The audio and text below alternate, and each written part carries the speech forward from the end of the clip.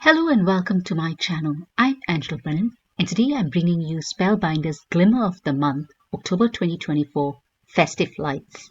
It's the background, or rather half a background, of festive lights, and it comes with a sentiment as well as a coordinating die. There's only 3 elements to this Glimmer of the Month, but you can make so many cards with it.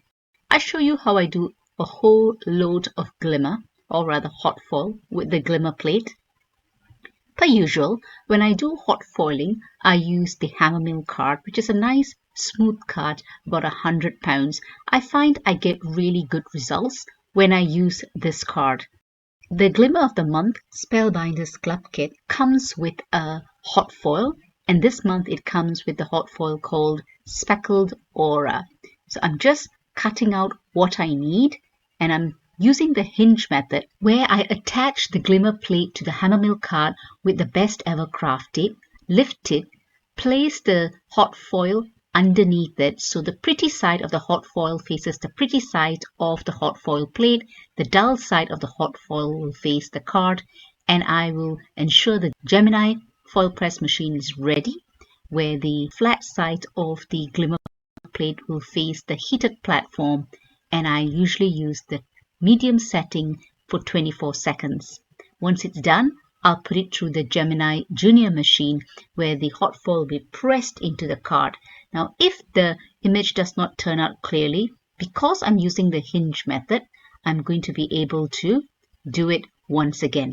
But here I get perfect hot foiling results. Now I want to cover the hold of the card front, so I'm going to be putting the plate back onto the same card and doing it in reverse, so the image is either way it can face, because it's the light bulbs go either way, the festive lights. I used the same sandwich, so you've got the same sandwich and the same timing on the Glimmer machine or the GEMINI Foilpress Machine, and again I get perfect results. So I've got an entire card front that's covered with this beautiful perfect hot foiling.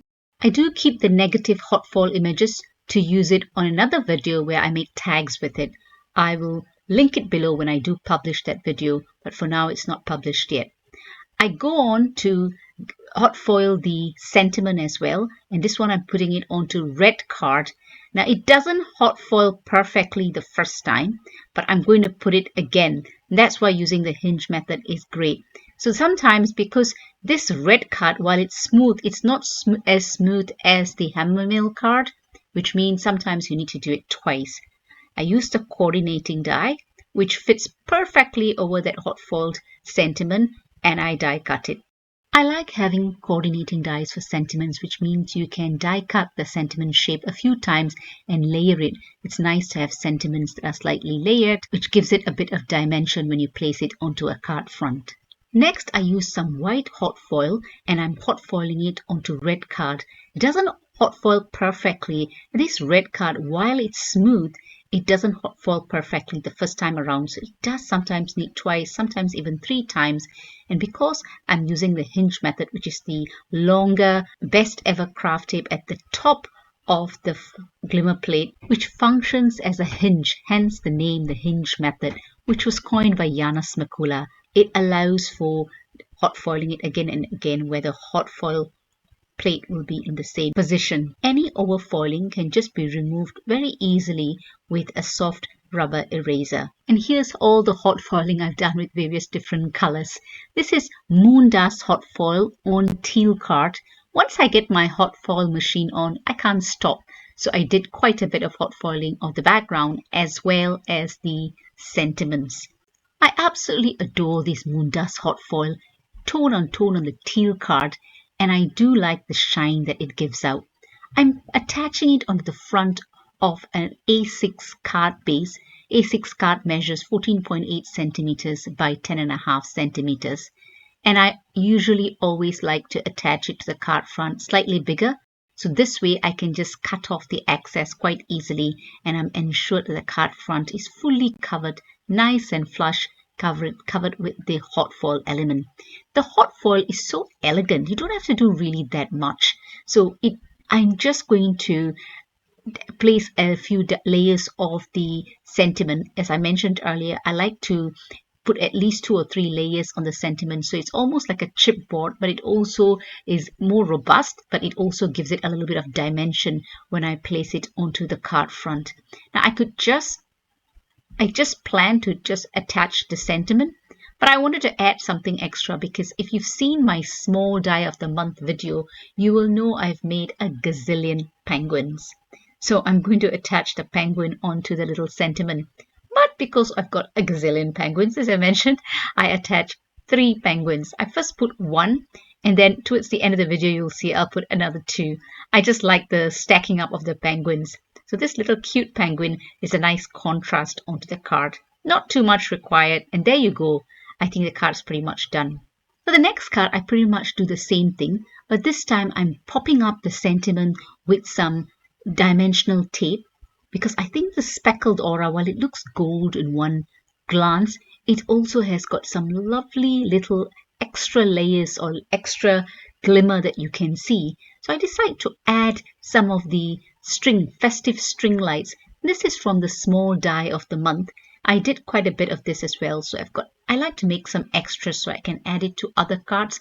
As I say, the Spellbinders Clubkits, they come on the same theme for each month, so you can use quite a few of the Clubkits in one of the other Clubkits to create a card. So I'm just adding some festive lights here. Maybe I don't need it, but I just wanted to add an additional element to just give it a little bit more color, and that shine and gold of the speckled aura hot foil really brings out the card.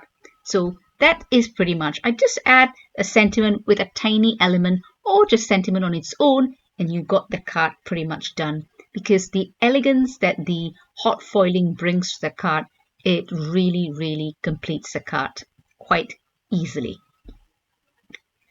This is the extra 2 penguins I put on that first card that I showed you, and this is the dark blue background. Again, I've added some penguins there as well, but notice the penguins are facing in different directions. I show you how to do this in my video on the small die of the month, so check it out. Here is the other penguin. I like the color combinations here. As I've said in my cards many times, sometimes choosing the color combinations can be the hardest bit of the card. And here I make the tags. I sit with a negative hot foil. I make the tags. The how-to is another video, but basically you can use the sentiments from this sealed poinsettia stamps with this essential tags die set and create these tags. I think it's really ideal to create a whole load of tags with all of your negative hot foil and even with some wax seal. Here you see all and I like to have that extra tag there. You see a blank tag there. That blank tag allows you to put the name of the recipient of that gift. So it's a nice little bonus to create these tags with the negative hot foils. And I do love those little circular sentiments that comes with the sealed poinsettia stems better press plate set. Again, a better press plate where I do a lot of hot foiling. As I said, once I get my hot foil machine on, it's kind of hard to stop. With this background of a glimmer plate of festive lights, there's so much you can do with this background. I love the versatility of it. For this card, I've hot foiled the festive lights image once and hot foiled the sentiment directly onto the card front or the card panel itself. I'm using my T ruler to ensure that the sentiment is straight on before I place that die from the A7 layers die set of waffle flower to die cut it for the card front. I'm going to be using an A7 base card which measures 5 inches by 7 inches. So it's going to be a smaller card panel that I place onto the card front. Once you've done the hot foiling, you can decide on the size of the card that you're going to use. Here I'm going to do what I call the foil resist technique, which essentially is applying or ink blending ink onto a foiled image where the foiled areas will resist the ink and remain. So once I've done the ink blending, and here I'm using 3 distress ink colors, I can just use a dry cloth and wipe off any excess ink that is on the foiled areas, therefore revealing the foil as golden as it is. You get an ink blended background with the foiled image coming out in the forefront. I like how these colors turned out, and I think, well, blue is not quite a Christmas color. I do like the blue-green combination to give it a modern twist to Christmas color. All I have to do now is wipe off all that ink that's on the foiled areas and you get the gold foil shining through.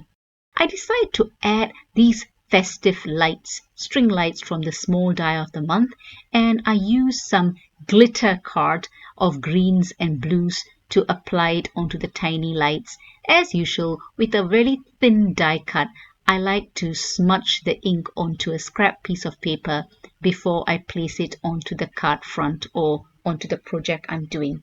All I need to do now is cut off the excess. I've already backed the panel with some foam sheet because I want it to have some dimension when I place it onto the A7 base card. I really hope you've enjoyed this video. If you have, please give it a thumbs up and consider subscribing. And when you do subscribe, remember to press the notification bell so you're alerted when new videos are uploaded. I do lots of Spellbinders videos, especially the Spellbinders Clubkits, and I've just been invited to continue doing it for 2025 as well. So once I finish the Spellbinders Clubkit videos for each month, I will collate it all into one playlist, so it's easy for you to access the Clubkits of each month by just getting into the playlist.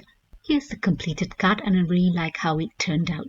For the next card, I've just hot foiled the Festive Lights Glimmer plate once with Speckled Aura hot foil. I've cut it into a smaller panel because I intend to put it onto an A6 card, and I'm coloring the Festive Lights with Copic colors. Now, I initially wanted to color it with one color, but I end up doing the usual by doing quite a few colors just to have a bit of shading for each of the lights, so you can see the color combinations I use as I color through them. It is not much of a difference here. So initially what I was going to do with this card panel, I was going to do another foil resist ink blend, and you could do that as well. And that's the thing about hot foiling. Even if you color it with Copics or any other medium, or do some foil resistant ink blending on the background, the shine of the hot foil will still come through, and that's the beauty of this hot foiling. It still looks elegant because of that shine of the hot foil. Do check out all the other videos that I've done Copic coloring. In fact, for my clear stamp of the month this month, I did quite a bit of Copic coloring, and in that video I've also included a video on all my Copic color combinations, because I don't buy Copic markers by the set. I tend to buy it by color sets, so I will buy them individually. And how I've compiled my Copic marker collection is by buying a color family set each month. So each color set or color family set, I've got about 3 to 4 colors, and that's how I have compiled all of these colors over the months and years. And here's the completed card panel, which I will mat onto a red card to give it a bit of a frame before I place it onto the center of an A6 card with measures 14.8 centimeters by 10.5 centimeters. I've just used my T-ruler there to ensure that I'm placing the panel straight onto the card base. And the sentiment I'm attaching here with the aid of my T-ruler is the sentiment that I hot foiled using the Better Press of the month. Christmas cheer.